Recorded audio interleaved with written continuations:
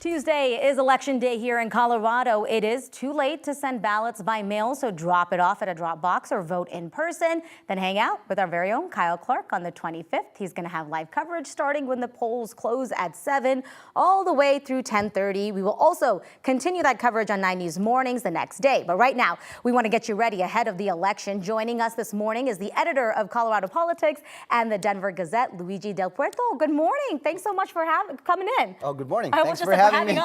Thank you for having me. I appreciate it. I am looking forward to this conversation. Okay, Yes. Couple of races that you right. are paying attention to. Wanted to talk about State Representative Elizabeth Epps and Sean Camacho for House District 6. That's right. Epps coming off of a controversial term. What are you seeing as the biggest hurdles for both candidates heading into the election?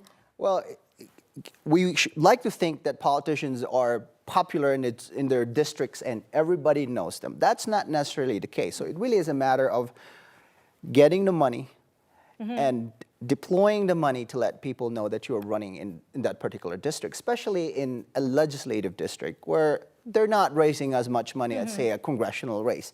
In this particular instance, we have this big primary race between two Democrats in this is the district that is in the northwest and western part of Denver.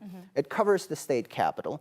Elizabeth Epps has been fighting and feuding with some members of her own caucus. If you remember, last November, during a special session on the property tax measure, she disrupted the proceedings in the House, went to join the pro-Palestinian protest in the gallery and shut down the proceedings of the chamber.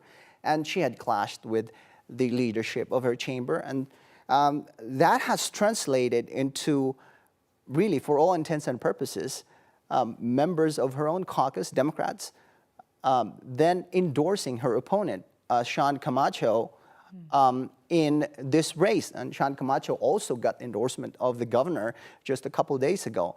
Sean is a former Air Force intelligence officer, also a lawyer.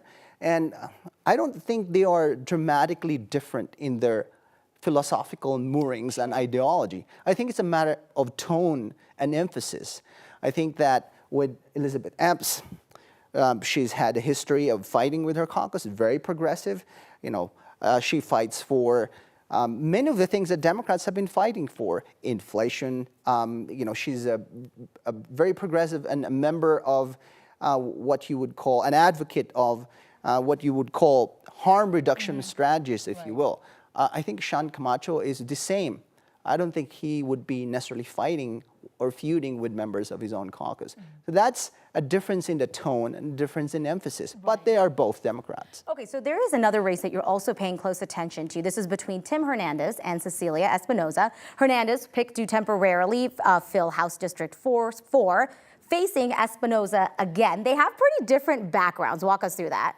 Yeah, so this is effectively an open seat because, as you noted earlier, the former legislator who held this seat is now a member of the Denver City Council. And so Tim Hernandez was appointed to the seat.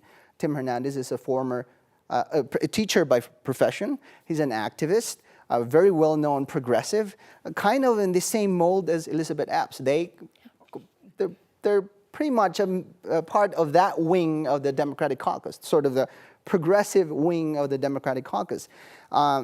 Tim Hernandez is, you can tell him because he's in on the House floor and he wears a keffiyeh, for example. And also, right after the October 7th attack by Hamas on Israel, he joined a pro-Palestinian protest. And so both of them are kind of seen from that framework, if you will. His opponent, Cecilia Espinoza, is a former immigration appellate judge. Different backgrounds. Again, but the same dynamics. You have this very progressive legislator.